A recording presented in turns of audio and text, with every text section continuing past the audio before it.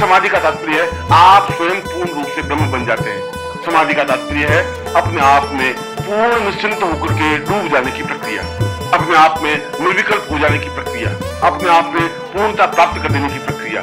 ये तो गुरु अपने आप आपको मार्गदर्शन करेगा, वो अपने आप आपको दीक्षा देगा, अपने आप को समझाएगा कि समाधि अवस्था आपको अपने आप प्राप्त हो सके।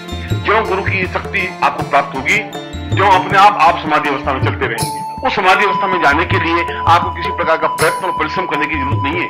आप तो एक उस शक्ति के सहारे निरंतर आगे बढ़ते रहेंगे और वह निरंतर आगे बढ़ने की क्रिया समाधि अवस्था में ही होगी। निरंतर आगे बढ़ने की क्रिया ब्रह्ममय होने की क्रिया ही होगी। निरंतर आगे बढ़ने की क्रिया अपने आप में पूर्णता प्राप्त करने की क्रिया ही होगी। वह उस शक्ति के माध्यम से अपने आप आपको आगे ठेलती रहेगी, अपने आप आगे बढ़ते रहेंगे। जहां आप आगे बढ़ते रहेंगे वही सुख और एक सौभाग्य की अनुभूतियां होगी, एक आनंद की अनुभूति होगी। आपके चेहरे पर एक विशेष प्रकार का आभा मंडल स्थापन होगा। ऐसा लगेगा कि जैसे आपके चेहरे पर एक भव्यता है।